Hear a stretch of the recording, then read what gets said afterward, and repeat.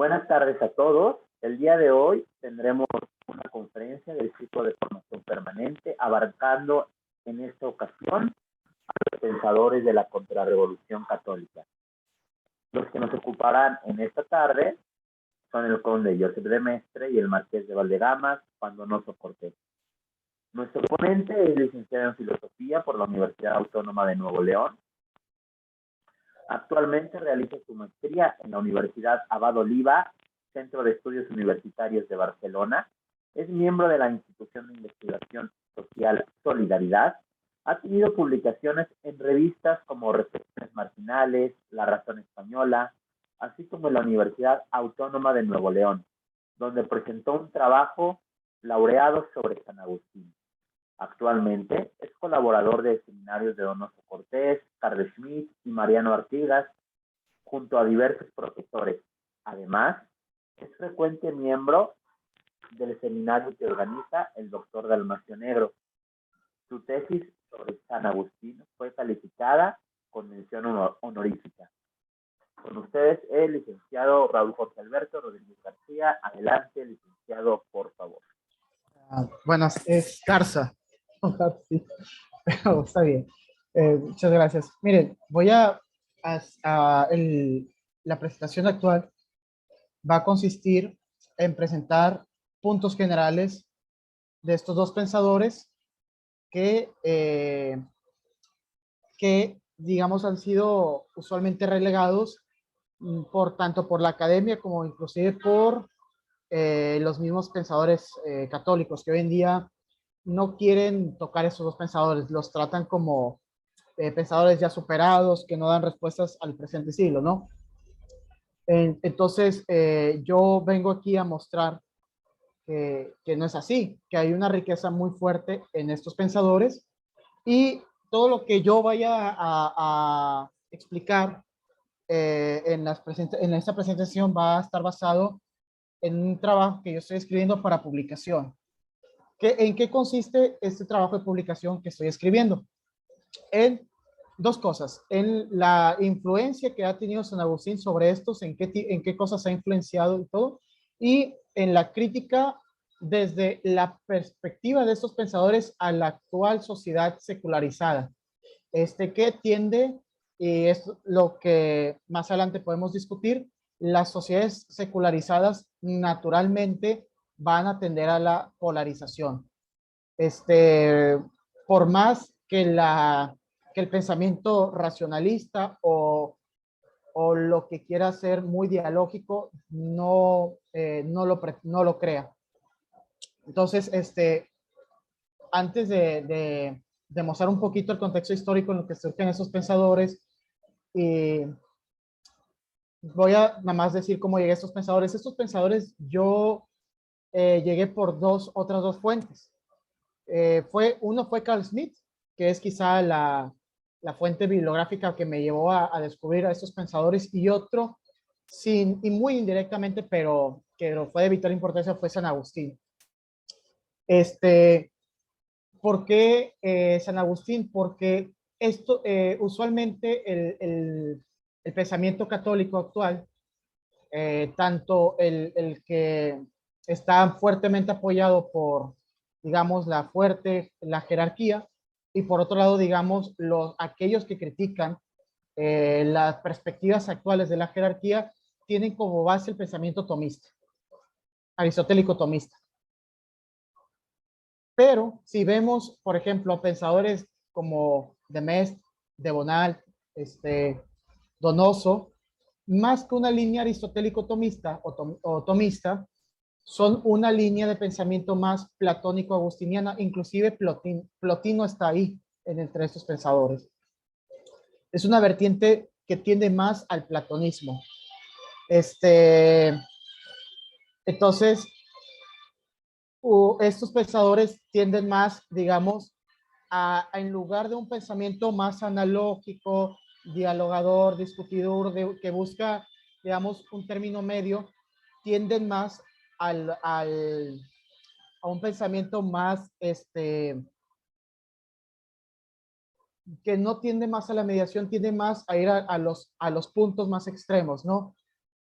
vamos a ver, por ejemplo, las críticas que ha tenido Donoso a las clases discutidoras, que eran los liberales, y al respeto que tuvo por el pensamiento socialista. Permítame que me están hablando.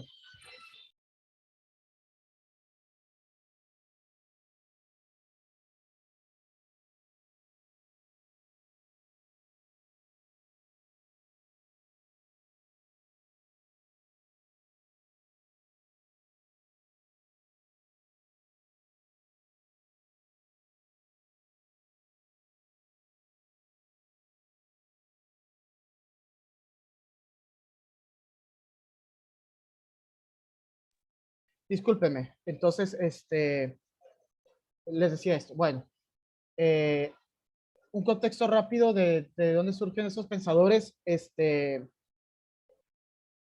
Ellos surgen, Donoso y demás, van a tener muchos matices en la época en la que ellos ejercieron ellos comenzaron a hacer su reflexión, etcétera. Sin embargo, voy a la fuente que los dos van a criticar.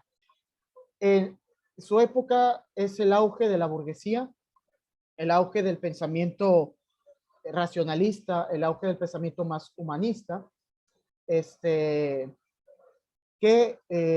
tiende, digamos, a un desprecio por todas las instituciones que habían generado un orden en, en los siglos posteriores, ¿no? Y que tienen de fondo todas estas perspectivas racionalistas, humanistas, una noción deísta, donde Dios y donde lo sagrado, lo divino, tiene poca relevancia en las acciones humanas, ¿no? Dios, en la visión de estos pensadores deístas, tiene nula participación en la acción humana, ¿no? Y el mundo es una especie de reloj donde el hombre se limita a encontrar las leyes que hacen funcionar al reloj. Spinoza, por ejemplo, que es un precursor, como lo vimos en la sesión pasada, del liberalismo, su ensayo núcleo más importante es el Tratado de Teología Política. Y en ese tratado, Spinoza plasma una visión de Dios como un orden del mundo natural, donde ese orden no puede ser violentado por un milagro sobrenatural. Y pensar en tales acciones sobrenaturales es un error irracional, porque el hombre se tiene que limitar a encontrar unas leyes totalmente mecánicas, ¿no? Y cuando se encuentran esas leyes, el mundo va a funcionar de mejor forma. Ese es el núcleo metafísico del liberalismo y que actualmente sigue permeando. También va a estar muy en auge el pensamiento del progreso indefinido de la humanidad, ¿no? Eso se ve en pensadores como Voltaire, Diderot, donde la humanidad progresivamente va a desarrollar una moral que va a tener que dejar de lado todas las instituciones que habían precedido a este progreso de la humanidad, ¿no?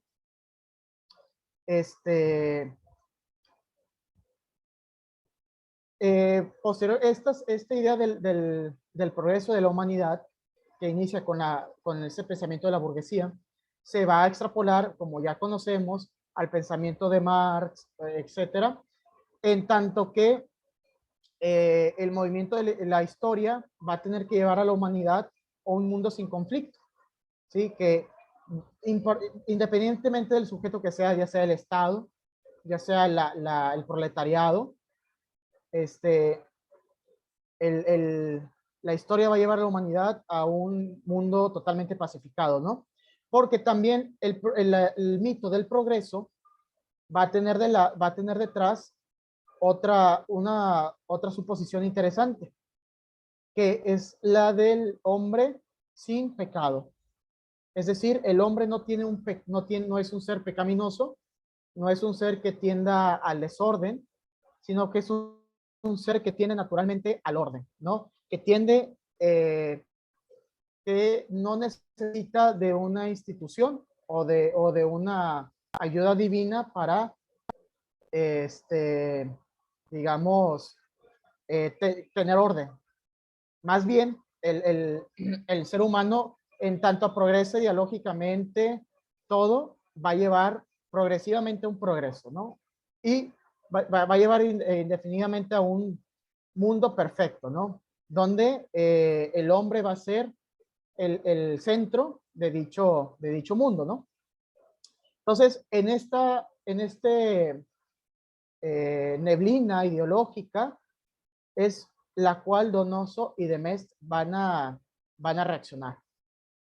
Cada quien, vamos a decirlo así, desde un matices de épocas distintas.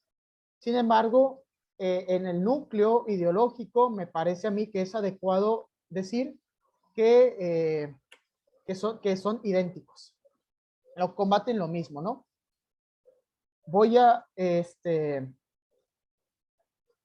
Ahora bien, voy a mostrar algunos puntos de encuentro entre estos dos pensadores que, en los cuales refieren a, a combatir estos dogmas, ¿no? Estos dogmas del pensamiento ilustrado. Uno de ellos es que ellos exacerban mucho el dogma del pecado original. Mucho se ha hablado que tanto Donoso como Demest exageraron mucho la doctrina del pecado original desde la perspectiva católica, ¿no? Sin embargo, en esto le doy la razón a Smith, esta exacerbación es entendible si se entiende la época donde se respiraba un fuerte racionalismo. Pero también yo agregaría que esta noción del pecado original no es tan alejada del pensamiento de la tradición cristiana o católica. Esto lo podemos rastrear inclusive en los escritos de San Agustín contra Pelagio. O sea, esta repercusión del hombre, pesimista del hombre, del hombre como perdido por su propia naturaleza racional, se puede rastrear inclusive en los textos agustinianos, sobre todo cuando combate Pelagio. ¿Sí? Miren, voy a citar a Demest sobre la soberanía.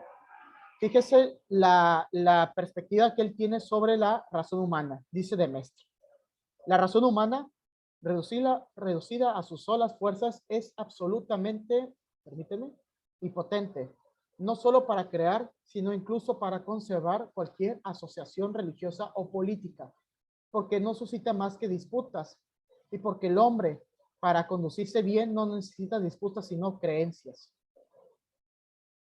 Dice Donoso, y aquí también vamos a señalar algunas cosas interesantes. La razón de los individuos solo genera la divergencia y la lucha. Esto es sobre las lecciones del derecho político, del derecho de Donoso. La divergencia y la lucha dan por el resultado el caos. La razón del hombre, pues, es un principio disolvente, pero la fe es la vida de la razón.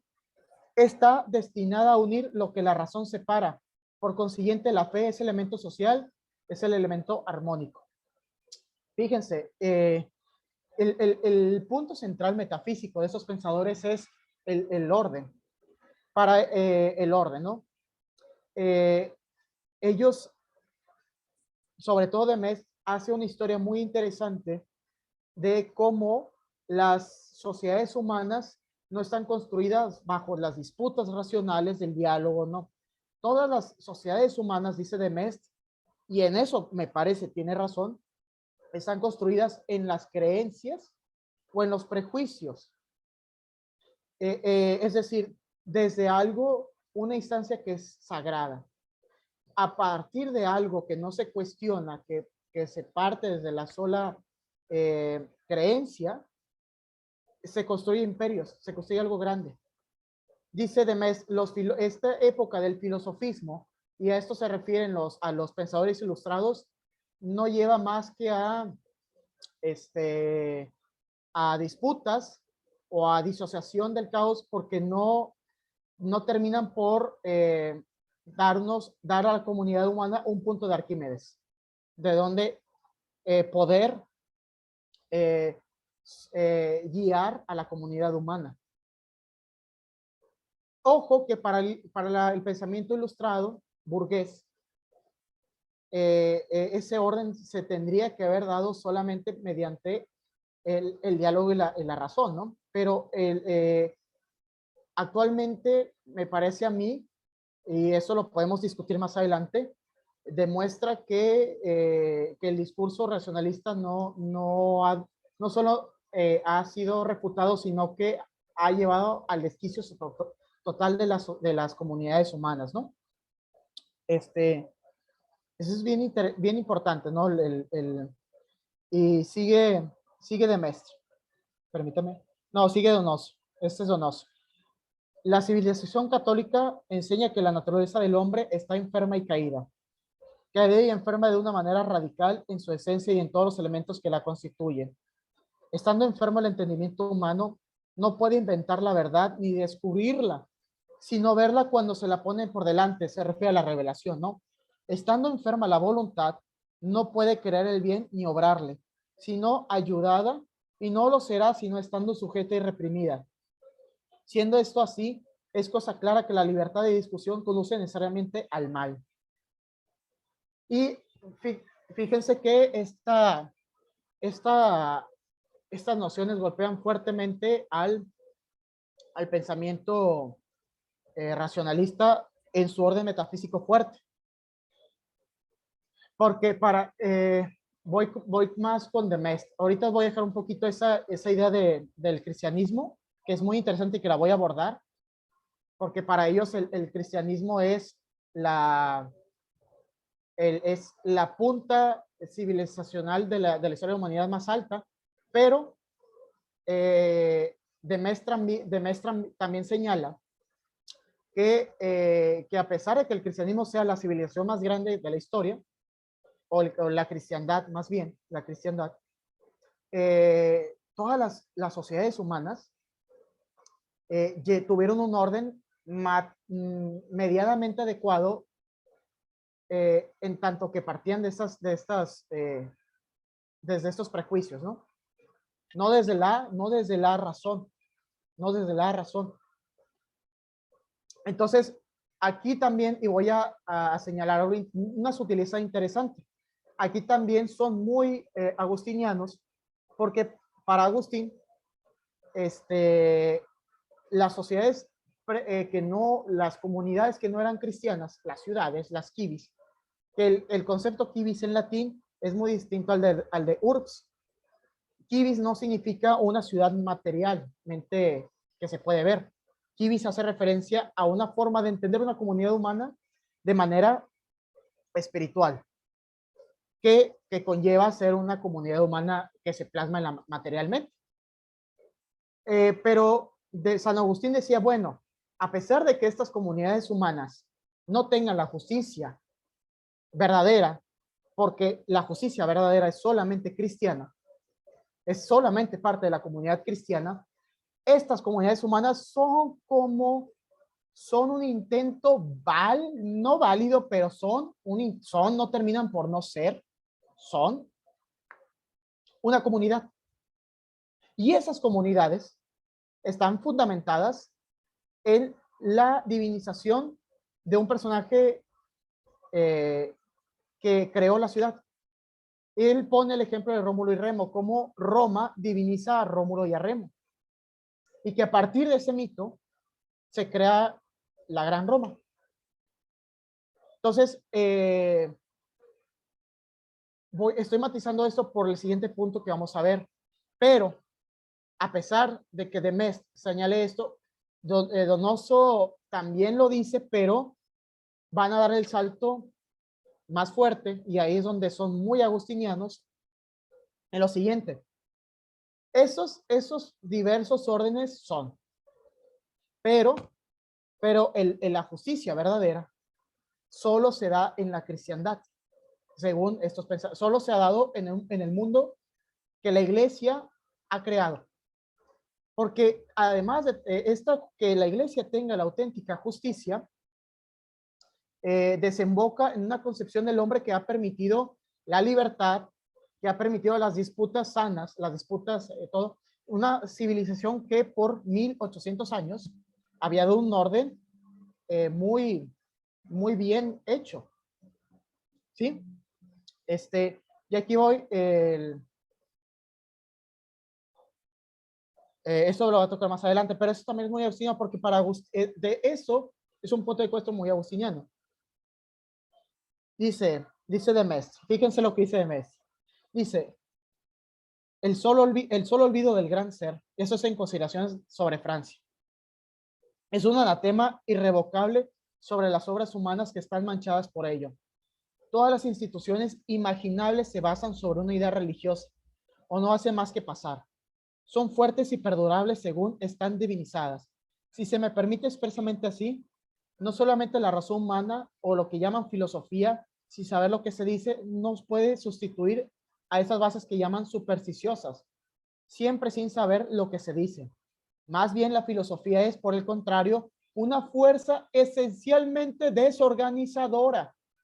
Cuando se reflexiona sobre hechos atestiguados por la historia entera, cuando se considera que en la escala de las estructuras humanas, desde esas grandes instituciones que son épocas del mundo hasta las más pequeñas organizaciones sociales, desde el imperio hasta la cofradía, todas tienen una base divina y que el poder humano cuando se ha aislado no ha podido dar sus obras más que una existencia falsa y pasajera.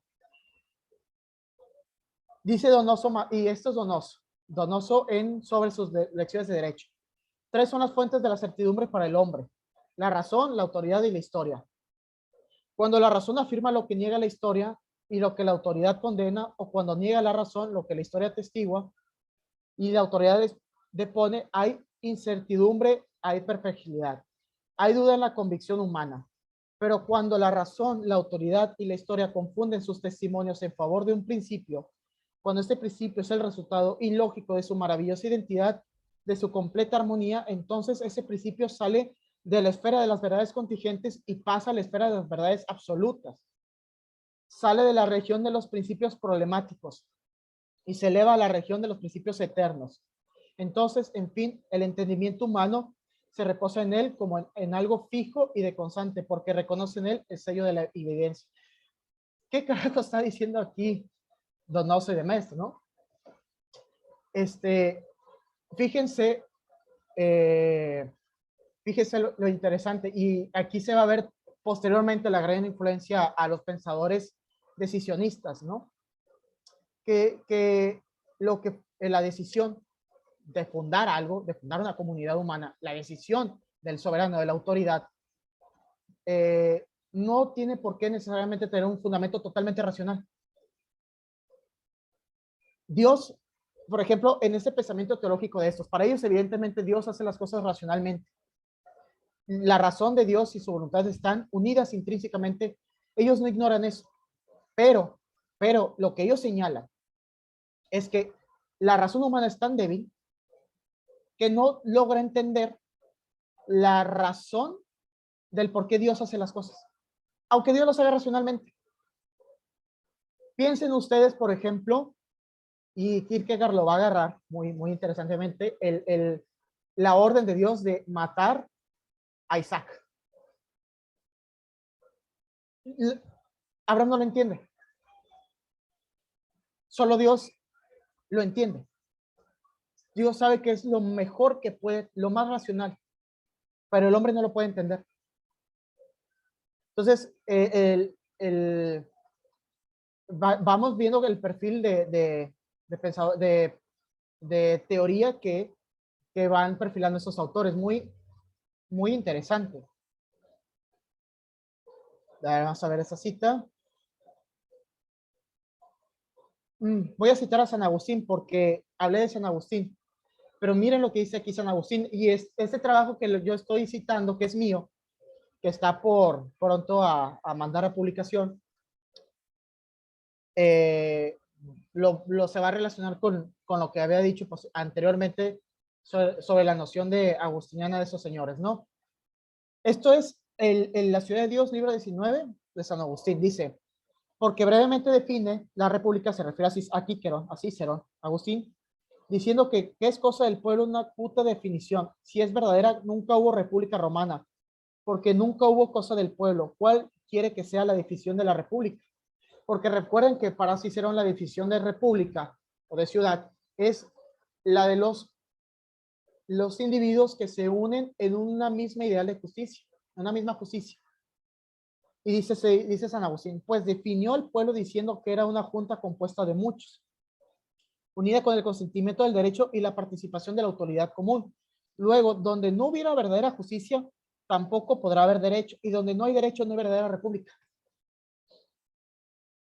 Dice San Agustín, evidentemente Roma nunca, y prosigue, dice, además la justicia es una virtud que da a cada cual lo suyo. ¿Qué justicia pues será la del hombre que al mismo hombre le quita al Dios verdadero, la sujeta a los impuros demonios? Agustín demoniza a los dioses paganos. Y justamente Agustín se pregunta, ¿cómo puedes hablar de justicia en ciudades que tienen por fundamento a los demonios? Lo cual, siempre que el hombre no sirve a Dios, ¿qué hay en él de justicia? Pues no sirviendo a Dios el alma y justamente va a mandar el cuerpo. Donoso sigue la misma línea. ¿Sí? Voy a citar a Donoso. Déjeme checar aquí en esta cita para decirle, voy a citar de Mestre, ¿no? Creo que si no quedan bien y dadas las ideas me pueden decir, por favor. Dice de Mestre, no existe otro ejemplo de una tal permanencia. Y aún limitándose al cristianismo, ninguna institución en todo el universo puede comparársele. Y eso que de Mestre defiende las instituciones del pasado, las entiende. De Mestre inclusive, ante las críticas de la ilustración a los sacrificios de Mestre, defiende los sacrificios humanos. No los defiende, no, usted le va la palabra. Los justifica, los entiende. Pero como formas imperfectas de la verdadera justicia. Pero dice de Mestre, si se le compara con otras religiones no es más que por embrollar. Varios caracteres evidentes excluyen toda comparación. No es este el lugar de detallar. Basta con una palabra. Que se nos muestre, dice de Mestre, otra religión fundada sobre hechos milagrosos y reveladora de dogmas incomprensibles, que haya sido creída durante 18 siglos por una gran parte del género humano y defendida a través de los tiempos por los hombres más ilustres de cada época, desde Orígenes hasta Pascal. Y tendríamos que decir también de él, a pesar de los supremos esfuerzos de una secta enemigo que no ha cesado de rugir desde Excelso a Condoker. Cosa admirable. Cuando se reflexiona sobre esta gran institución, la hipótesis más natural, la que reúne todas las verosimilitudes, es la de una fundación divina. Dice Donoso, el cristianismo civiliza al mundo haciendo estas tres cosas. Ha civilizado al mundo haciendo de la autoridad una cosa inviolable, haciendo de la obediencia una cosa santa, haciendo de la abnegación y del sacrificio, o mejor dicho, de la caridad una cosa divina. De esta manera, el cristianismo ha civilizado a las naciones. Es decir, solo el cristianismo puede lograr la unidad perdida del género humano para ellos, ¿no? A diferencia, yo tengo un artículo, igual si les interesa se los puedo mandar para que lo lean, que escribí en La Razón Española, donde escribo cómo Donoso confronta su tesis, en la cual para Donoso solamente la única unidad, la única institución que puede restablecer esta unidad es la Iglesia, frente a la naciente idea de abstracciones racionales que la modernidad iba forjando, como el de la humanidad, el de los derechos humanos, cosas así, ¿no? Entonces, pero ambos universalismos parten de distintas posturas, ¿no? Por un lado, bajo esta perspectiva, estos pensadores, estas perspectivas parten de un ser humano que no tiene, que necesita de lo divino, que necesita de Dios para crear el orden, que necesita, digamos, de lo alto para ello, porque por sus mismas fuerzas no puede. Es un ser incapacitado de lo mismo, y que valoran algo que está del pasado. Ellos son tradicionalistas, valoran un orden que viene del pasado y que las instituciones como la iglesia y como las otras religiones y como las antiguas tratan de restablecer, ¿sí? Tratan de restablecerla. Una unidad perdida, la unidad perdida que se perdió en la inocencia desde Adán. O en otras religiones, pues, habemos muchos mitos, ¿no? De una unidad perdida, que se tiene con los dioses, etcétera. Frente a esta visión, estamos presenciando un intento de unidad del género humano que parte de otros dogmas. La idea de que el hombre por sus solas fuerzas puede crear el orden, y la idea de que no hay una unidad perdida que tengamos que recuperar. Hay una unidad que tenemos que crear en un futuro. ¿Sí? Todas las instituciones pasadas fueron necesarias en su momento, según esa visión, pero ha llegado el momento de prescindir de ellas y de crear una nueva institución o nuevas instituciones que puedan dar el ancho, pero sin un fundamento desde lo alto, desde lo trascendente, sino desde algo nuevo que viene adelante. Y ya para cerrar, para que ustedes comenten algo que les llame la atención o que no se hiló bien algo o algo así, se me fue la idea. A ver, hay que recuperar porque se me fue la idea de lo que iba a decir.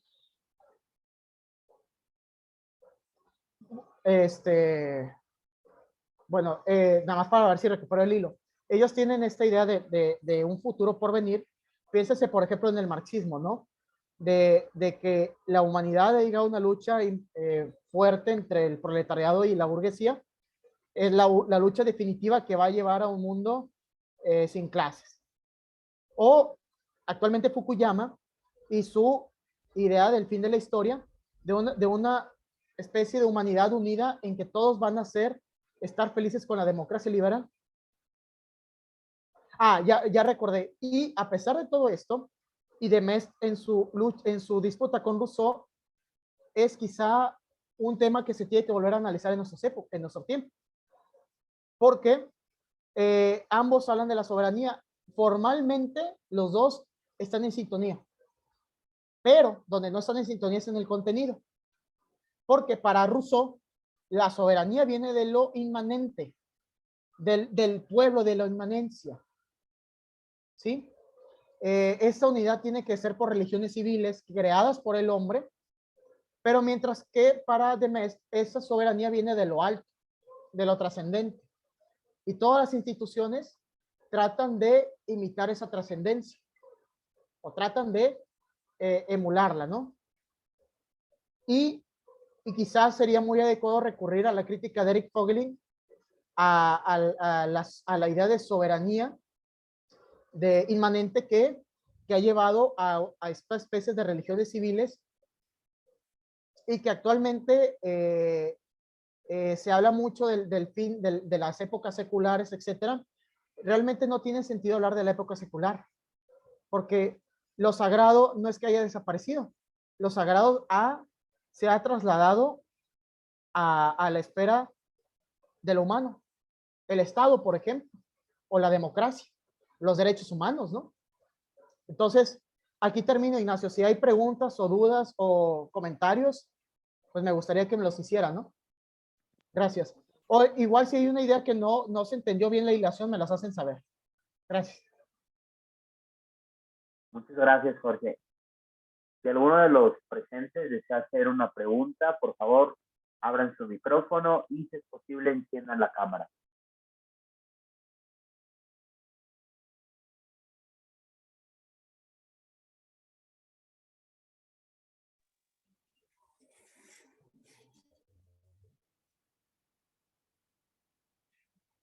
¿Vas a decir algo, Moisés? No, de hecho, nada más pues, felicitarte por tu exposición. Me parece bastante interesante. Yo la verdad es que soy bastante novato en cuestión de Donoso y de Maestre, entonces, pues, bueno, realmente pues aprendo entre aprender un poco para aprender un poco más de estos autores. Adelante, José Luis. Felicidades, Raúl, por la magnífica exposición. Yo querría hacer más que 2 preguntas, 2 observaciones que quiero compartir contigo, a ver cuáles son tus percepciones.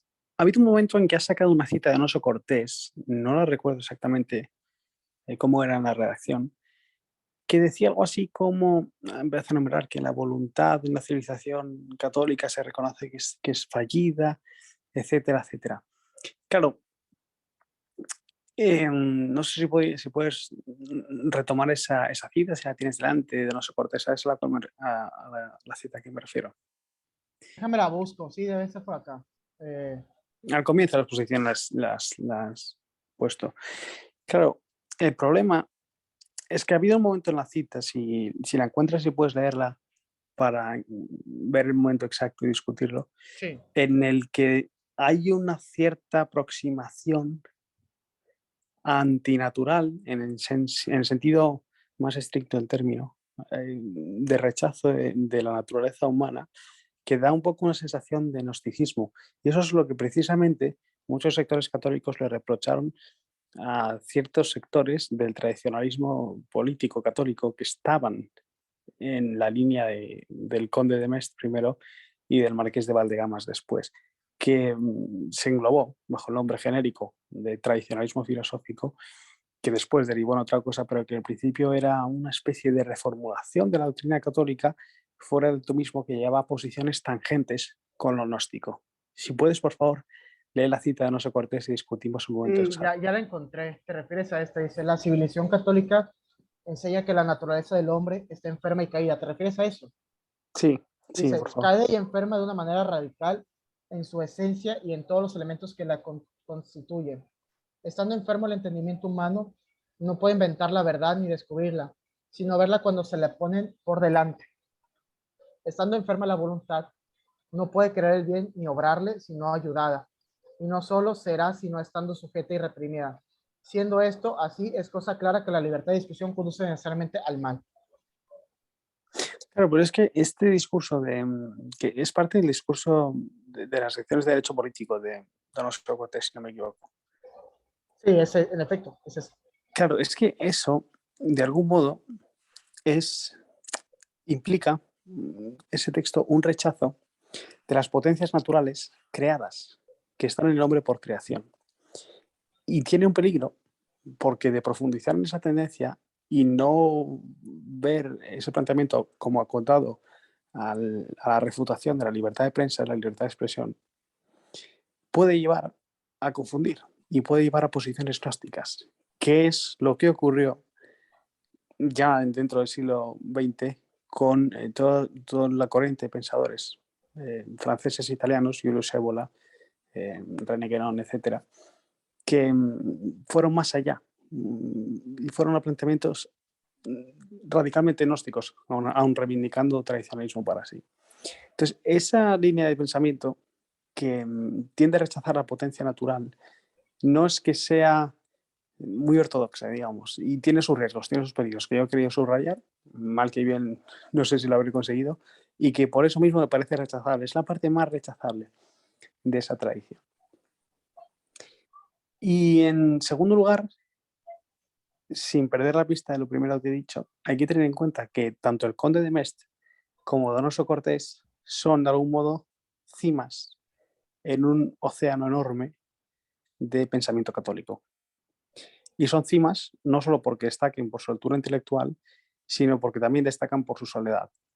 Digamos, si el pensamiento católico fuera una extensión, la extensión estaría llena de cordilleras, es decir, de montañas que están las unas al lado de las otras, y a lo lejos se divisarían unas cuantas pocas colinas de mucha estatura, entre las cuales se podría encontrar el conde de Mestre y Donoso Cortés. y esto lo quiero decir sin ánimo de sospecha, tanto el conde de Mestre como Donoso Cortés tienen una visión del mundo que está demasiado apegada a su realidad presente, lo cual no es malo, pero lo cual implica tomar ciertas posiciones que pueden ser equívocas y que no tienen un fundamento filosófico sólido. Yo no creo que fueran grandes conocedores de San Agustín, ninguno de los dos, y yo creo más bien que eran grandes conocedores de las tradiciones liberales de las que ambos venían, porque el conde de Mestre fue masón y porque Donoso Cortés fue un liberal doctrinario. Y es precisamente la refutación por revolvimiento, por revolverse, por necesidad de revolverse, de rebelarse contra la destrucción del orden tradicional, del orden antiguo régimen que ellos mismos estaban viendo. Algo así como lo que sucedió con Alexis de Tocqueville, que ellos elaboran su pensamiento. Yo no creo que haya ningún tipo de anclaje con la tradición católica previa, ni siquiera con la agustiniana, de Donoso Cortés y de Mestre, siendo como son pensadores interesantísimos. Pero esa falta de ontología, de metafísica, ese conocimiento teológico que no es sistemático, sino que es muy escriturístico, que parece de algún modo protestantizado. Todo eso viene de que son eslabones que están en las externalidades, en los últimos momentos de la cadena del pensamiento católico, que no son centrales, que no están en continuidad con la anterior, que no recogen un legado católico previo, sino que de algún modo, por una especie de revolución propia, se rebelan contra el medio en el que están viviendo.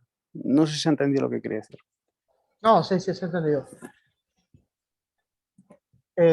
Bueno, yo voy a decir lo siguiente. Pues son observaciones de discusión interesantes.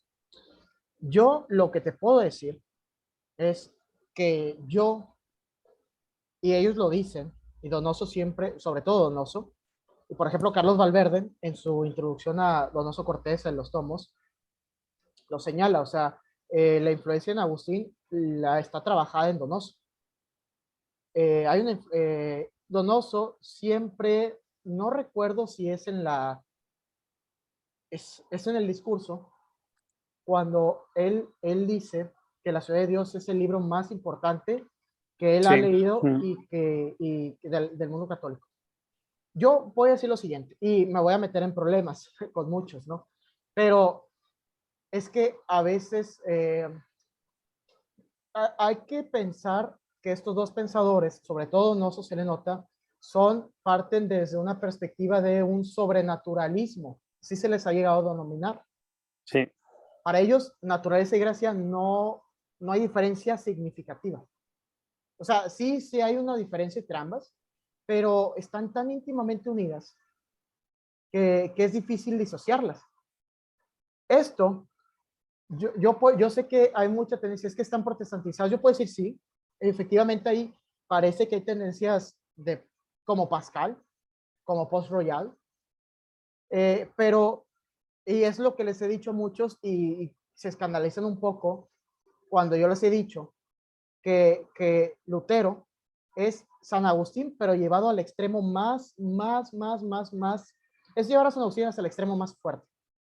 ¿Por qué?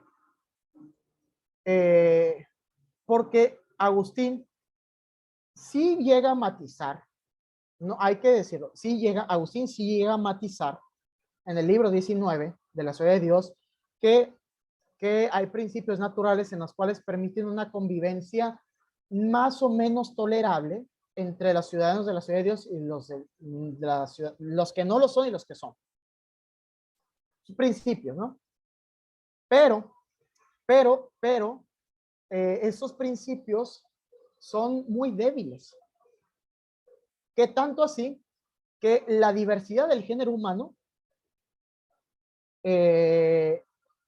sigue estando a los ojos, ¿no? Piensa, por ejemplo, en la lengua. La lengua como una especie de disociación de la unidad. Entonces,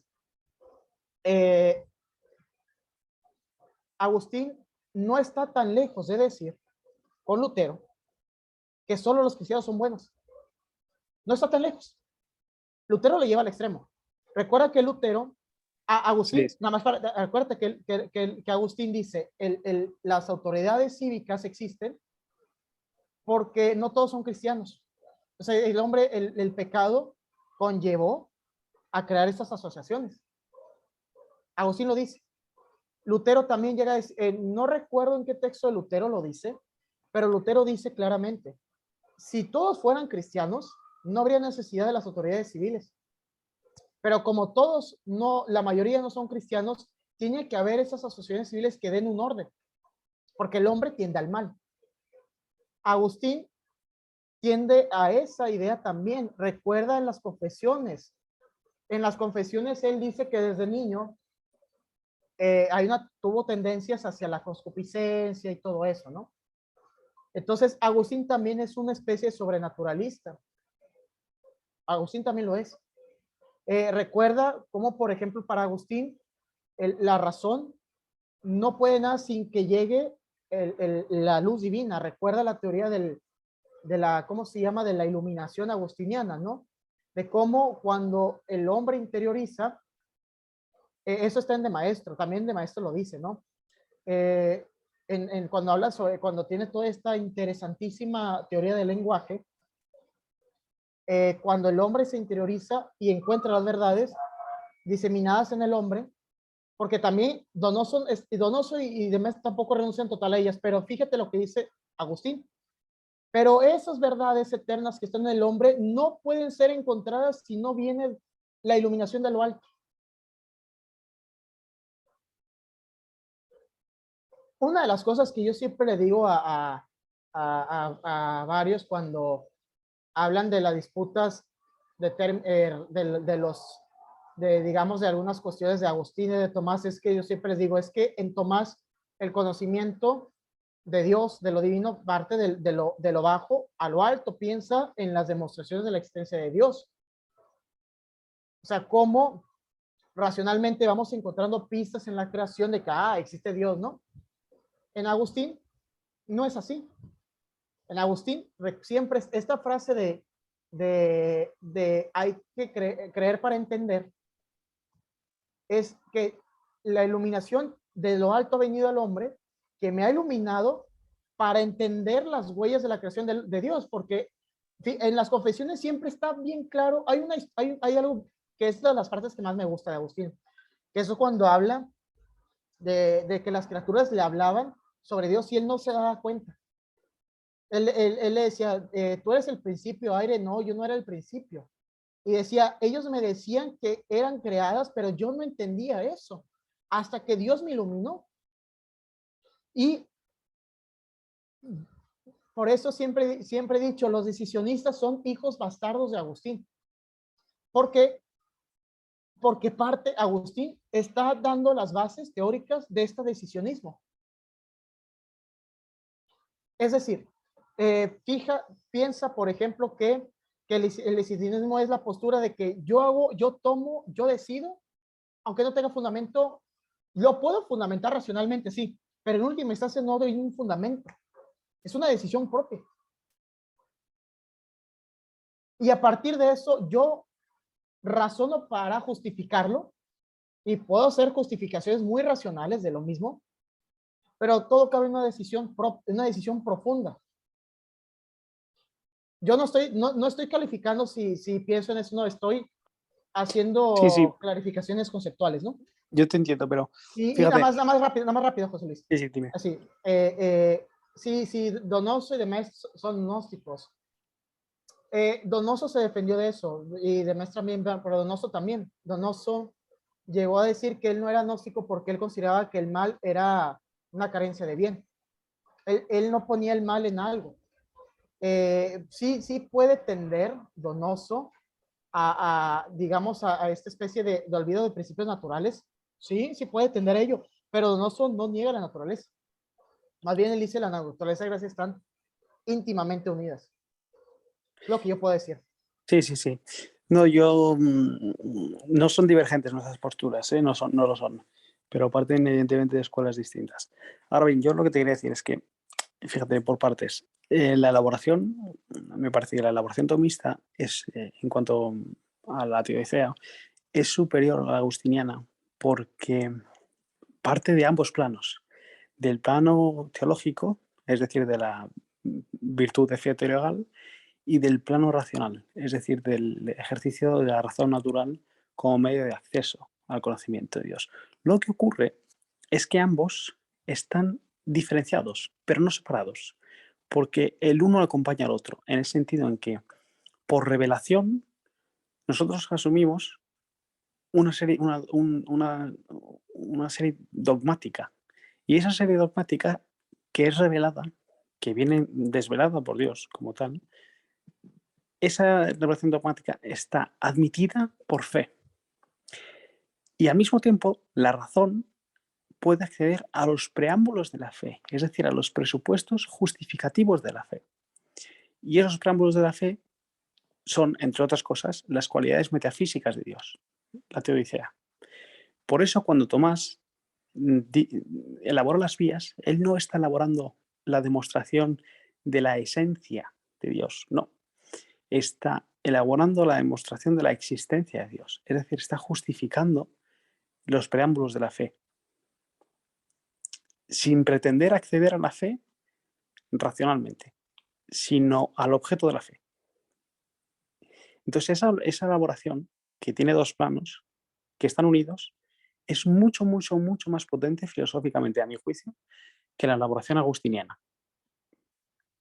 Por otro lado, yo le he dicho que sean gnósticos el conde de Mestre y Donoso Cortés. Eso sería llevar a la exageración. He dicho que son tangentes con ciertas corrientes del gnosticismo.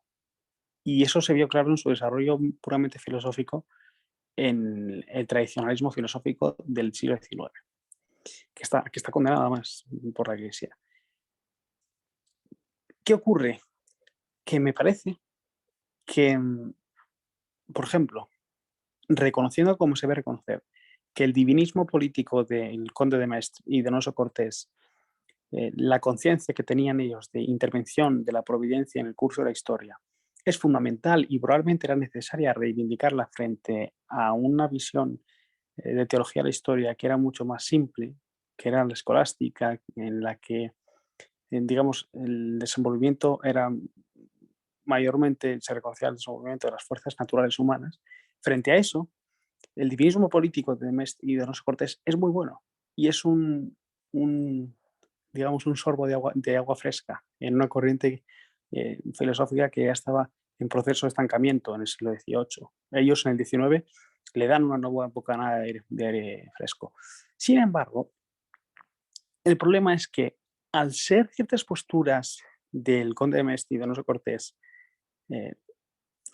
no vamos a decir opuestas ni enemigas, pero distanciadas, al estar distanciadas del reconocimiento de la bondad, no diría absoluta, pero la bondad íntegra de la naturaleza humana y de su compasamiento con la gracia, esas posturas son tangentes respecto del gnosticismo y desarrollándose dentro del seno del propio mundo católico, dan en auténticas aberraciones como la de Félicité de Lamennais, el fundador del catolicismo liberal, del liberalismo católico. Yo creo, y habría que hacer el estudio, pero a simple vista ya se puede intuir, que puede haber perfectamente una unión entre las teorías entre el divinismo político de Mestre y de Donoso Cortés, más bien de Mestre por el ámbito cultural al que pertenecen, y el divinismo político antigracioso, es decir, que rechaza explícitamente la gracia, de Félicité de Lamennais, del fundador del liberalismo católico. Y esas posturas, lo que quiero decir es que cuando desembocan, cuando se realizan en Félicité de Lamennais, que es deudor de Mestre, han dado la vuelta, han deshecho el camino, han vuelto al liberalismo, no han salido del liberalismo, han vuelto por otras vías, por la vía del catolicismo, por la vía de la no naturaleza, del no reconocimiento de la naturaleza, por la vía del divinismo político, han vuelto al liberalismo. Entonces, de algún modo, hay una cierta interpretación de Donoso Cortés y una cierta interpretación del conde de Mestre que retorna al liberalismo. Y esa interpretación que está en Félicité de Lamennais también está por otras vías en Carl Schmitt. Por eso hay que hacer muchos distingos. y hay que pulir mucho lo que dice Donoso Cortés, lo que hace el Conde de Maestre, etc. Si quieres, ahora comentamos pues, cuál era el pensamiento de Félicité de Lamennais, el fundador del catolicismo liberal. Y si quieres, entramos con Carl Schmitt. Pero de algún modo, la idea fundamental es que ciertas interpretaciones que rechazan la naturaleza y el orden metafísico de Maistre y de Donoso Cortés, cuando se desarrollan, pese a estar en el mundo de la reacción, de la contrarrevolución católica, de la reacción católica contra el liberalismo, de algún modo, como un péndulo, se dan la vuelta y vuelven otra vez al liberalismo. Y ese liberalismo está en Lamennais y está en Carl Schmitt, porque Carl Schmitt era un liberal autoritario, como lo ha llamado entre nosotros muy recientemente Jerónimo Molina. Este es el peligro. Es el peligro del donosianismo político y del demastrenismo político. Y ya me callo que estoy hablando mucho. Sí, yo nada más diría, mira, tienes razón, pueden desembocar a todos ellos. Sin embargo, recuerda que también habría que decir que cualquier autor puede desembocar en extremos. O sea, no te lo niego, porque sí, también de Maistre desembocó en este que el de la acción francesa, ¿cómo se llama? Sí, Charles Maurras, pero bueno, Maurras era... Maurras. Tenía errores, pero...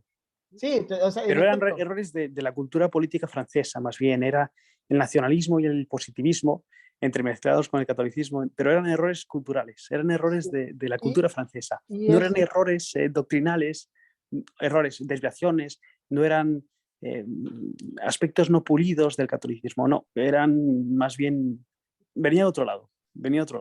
Sí, entonces sí pueden, por ejemplo, devenir también aquellos que dicen, no, es que ellos reducieron el cristianismo a la cristiandad, cosa que no es cierto. Por ejemplo, también se les llega a decir a estos autores, ¿no? O, por ejemplo, yo pongo el caso de Maurras, porque ahorita en la iglesia, vamos a poner que ahorita la iglesia tiene el complejo del personalismo. Y entonces, además, que también es cierto lo que tú le comentas, también además de Donoso, se le adjudican ser grandes predecesores de este positivismo católico. También recuerda, pero también, evidentemente, ellos eran ortodoxos. A mí me parece que en su mayoría su pensamiento es ortodoxo.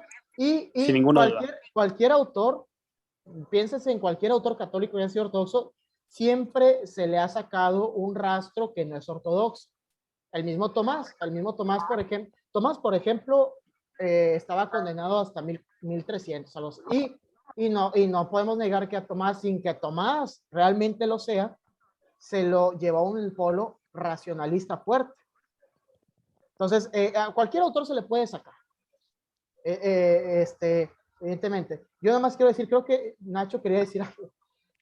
Por ejemplo, a lo mejor a ti no te gusta lo que te voy a decir yo, pero dejando de lado, pues, dejando un poquito de lado, no, tú mencionaste a René Guénon, que a pesar de sus grandes errores, que yo no compagino en el contenido, muy personal y muy al lado de esto, yo sí quisiera decir que yo Raúl, yo considero a René Guénon el pensador más importante del siglo XX. Lo considero yo. A pesar de sus tendencias gnósticas, yo no estoy de acuerdo en eso, lo tengo que decir. Pero las críticas formales que llega a ser a la modernidad tienen una influencia enorme en muchos pensadores. ¿Sabes en quién? Por ejemplo, en Vogelin. Carl Schmitt acepta la influencia de Guénon. Vogelin también. Del Noche. Augusto del Noche acepta influencia de... Entonces, todos esos frutos realmente no son tan malos como los pintan. O sea, quizá a lo mejor a ti no te gusta lo que yo acabo de decir, no te agrade, pero... No, yo no estoy de acuerdo contigo.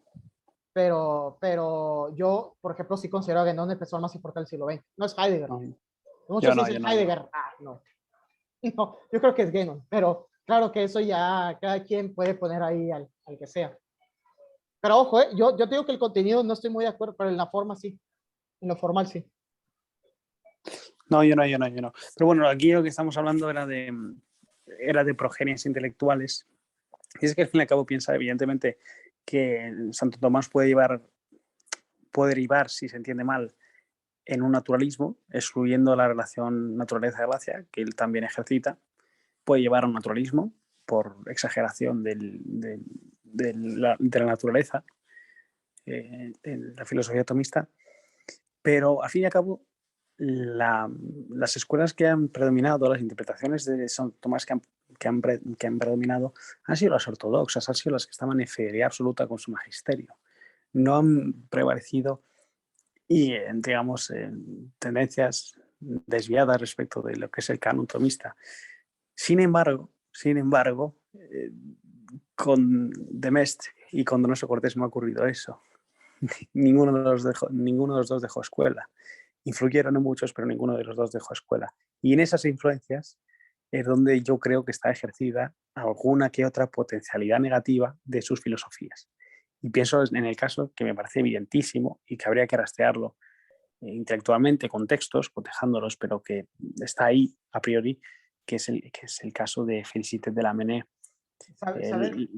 Toda la teoría de la razón general de Lamennais, de la iluminación del pueblo, sin necesidad de la concurrencia de la gracia, que en un estado neutral en el que la Iglesia no tendría ya ningún conflicto en el Estado, a través de la asunción de los principios del liberalismo político, llevaría a un florecimiento de la Iglesia, que es lo que está hoy, que es la ideología oficial de la mayoría del clero.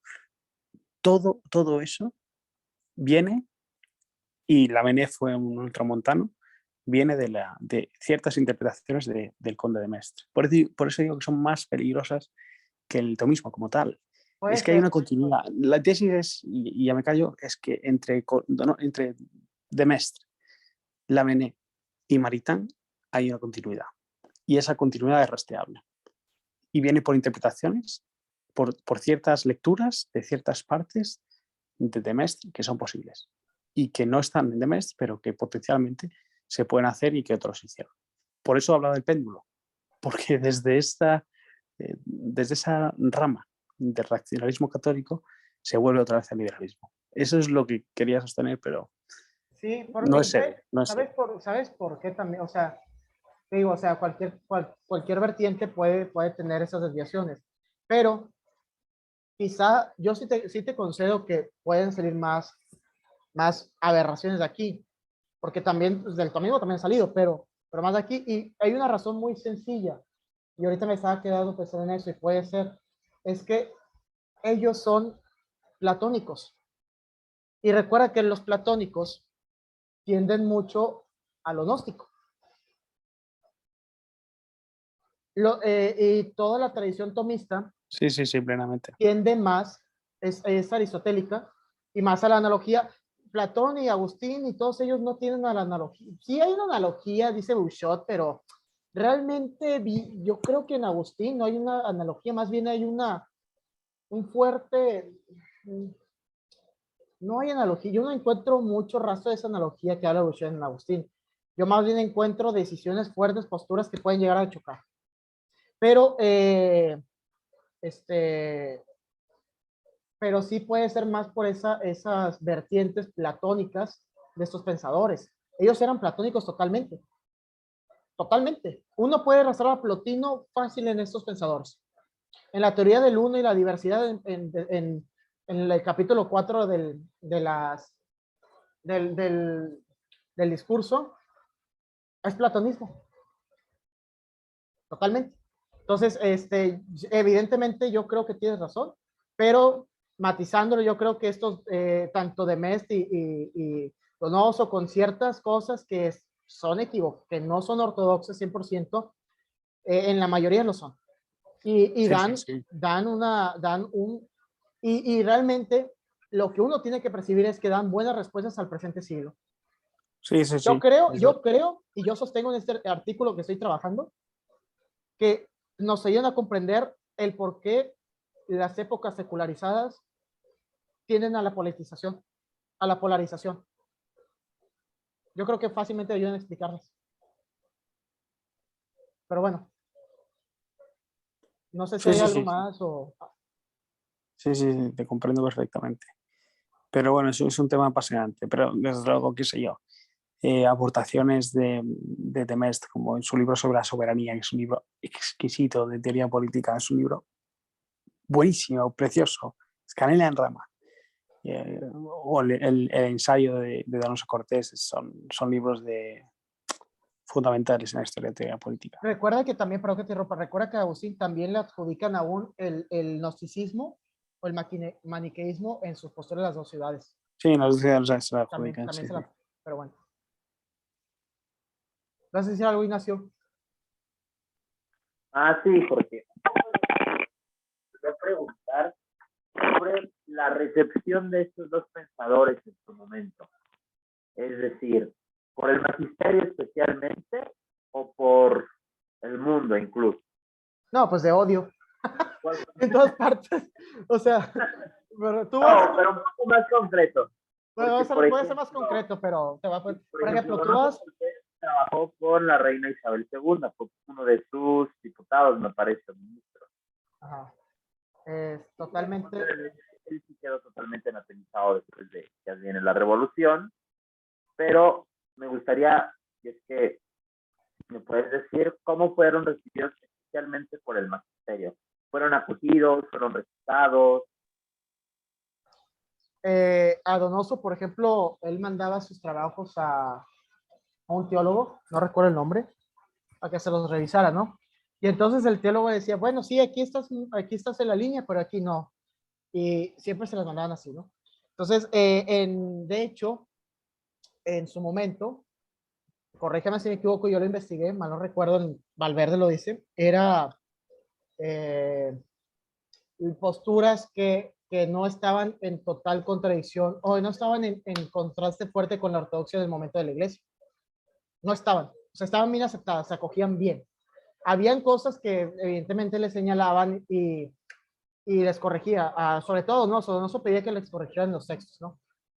Pero de maestro no. Ahora, en la recepción actual, ni la iglesia, yo, por ejemplo, una vez le dije a, ya sabes quién, a Rocky Ward, dice, oye, hay una posible recuperación de estos, no, esos autores llevan a la politización, polarización, no son buenos, ya están obsoletos, y actualmente la iglesia no apuesta por esta visión de ellos, apuesta más bien por un personalismo. Estos autores tienden más, y lo discutíamos en el grupo de WhatsApp, tienden más a valorar, digamos, las visiones más comunitarias, más, vamos a llamarlo así, más, no quiero usar la palabra Estado, pero más, lo voy a usar equivocamente, muy equivocamente, porque la palabra Estado no la voy a usar, no voy a usar la sutileza que hace Dalmacio y todos, que ellos definen muy bien el Estado, pero voy a decir, ellos evalúan más el Estado que el individuo o la persona, ¿no? Equivocamente usando la palabra Estado, lo tengo que decir. Valoran más esta visión de la comunidad, por eso ellos son unos defensores de la pena de muerte, tienen más, ¿no? Esto. O sea, que la iglesia estaba más volcada acá. Actualmente la iglesia tiene una visión de más de la persona vale por ser persona. Y estos autores, por ejemplo, ellos dicen, Donoso dice claramente, la persona no valdría ni nada si Dios no ha dado su vida por ellos y si la iglesia no le recordara al hombre lo que vale. Y la iglesia hoy en día está pegada a una visión de que no, el hombre reconoce su dignidad y cosas así, ¿no? La iglesia tiene más eso. En el estado académico, peor todavía, no los tachan, no los bajan de fascistas, de amigos de Hitler. O sea, basta recordar a Isaí Berlin, que culpaba de Metz del holocausto judío, prácticamente. Entonces, no hay una recepción muy buena sobre esos autores. Pero por ejemplo, y más porque son autores que los valora el nazi Carl Smith, ¿no? Entonces, muchos de esos autores son muchos de estos recuperados porque Smith los usa. Hay un chico que entró al seminario de Smith y de Donoso, y él dice, yo entro al de Donoso para comprender a Smith. Son como que pensadores que sirven como sombra de Smith. Y no puede ser así, ellos no son la sombra de Smith. No son la sombra de Smith. Estos pensadores valen por lo que son. Sí, totalmente. Hay que tener en cuenta, si me permite el añadido, que Donoso Cortés sí tuvo, del caso de Demestre, no lo conozco porque Demestre era saboyardo y el Piamonte nos queda lejos.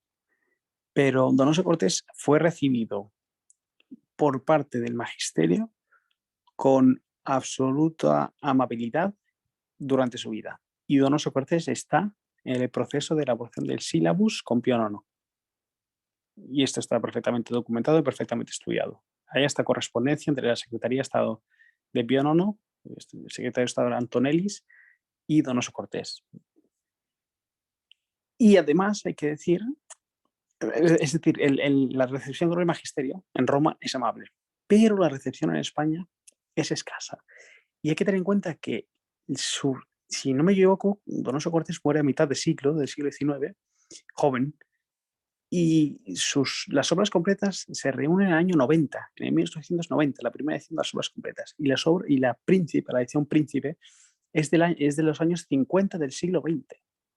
Es decir, transcurren más de 100 años desde que Donoso Cortés ha muerto hasta que se reúnen en la edición Príncipe sus obras completas, y más de 40 desde que Donoso Cortés ha muerto hasta que se reúnen por primera vez sus obras completas. Y en España, los estudios monográficos sobre Donoso Cortés empiezan a partir de los años 40, una vez terminada la Guerra de España, cuando el carlismo está otra vez en efervescencia intelectual con toda su generación de oro, en la primera juventud, estudiando los clásicos y rescatando los clásicos de la tradición política española. Esa es la realidad, que la recepción del mundo católico de Donoso Cortés, al principio, por parte de Roma es amable, pero por parte del clero, de los seglares, del pueblo, es superficial. Superficial hasta al menos 40 años después, cuando es su hermano Manuel quien recoge su testigo, compila las obras completas y las edita con Ortí y Lara, si no me equivoco, con el célebre pensador reaccionario Ortí y Lara, que bueno, del cual el carrismo no guarda un buen recuerdo, pero que es digno de mención. Evidentemente fue un gran catedrático del siglo XIX español. Y esa es una diferencia muy notable, la recepción romana y la recepción popular.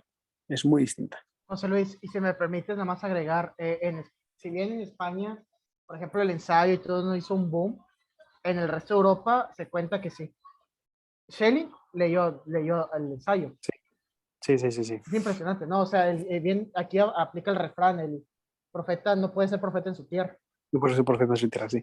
Y esto yo sí que lo ignoro. En Hispanoamérica, ¿qué tal fue la recepción de Mestre y de Donoso Cortés? ¿De cuándo son las primeras ediciones? ¿Habéis seguido esa pista? No, eso fíjate que no, pero yo tengo esta. González Flores en sus círculos de la Acción Católica Mexicana, por ahí de 1915-1908, creó un club de debate y lo nombró Juan Donoso Cortés. Entonces, estamos enterados de que el beato Anacleto ya tenía leído a Donoso.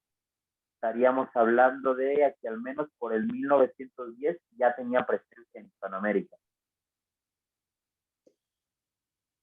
Sí, bueno, es una fecha relativamente tardía.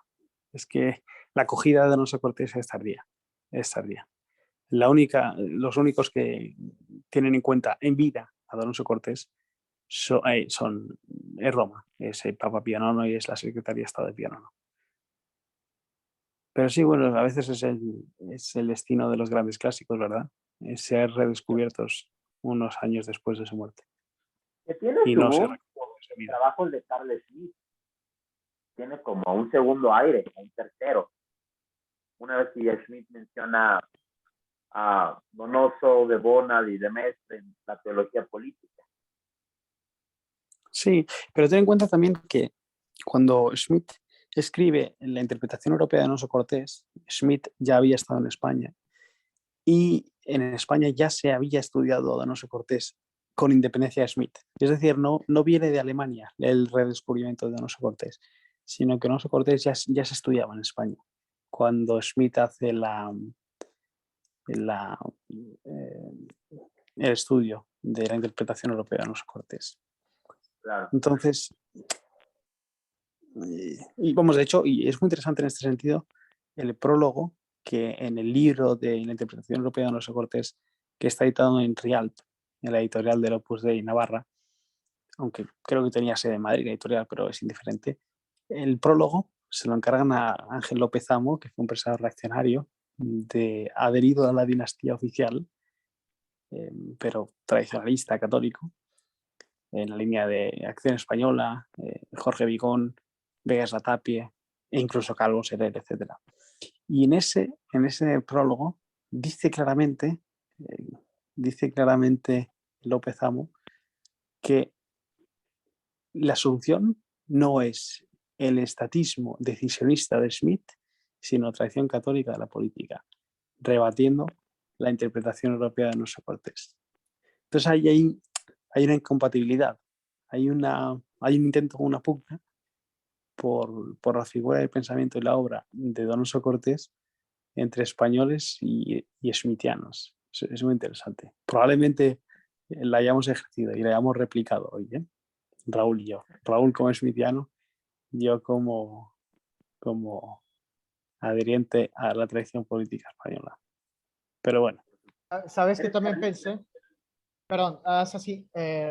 También pensé en América Donoso Cortés tuvo una recepción fuerte con otro ignorado, pero muy importante, poco a poco, que es Nicolás Gómez Dávila. La influencia de Donoso Cortés sobre Gómez Dávila es muy fuerte. Sí. Tristemente ignorados, todos estos pensadores. Pero bueno. José Luis, tienes el micrófono apagado. Creo que estás diciendo algo.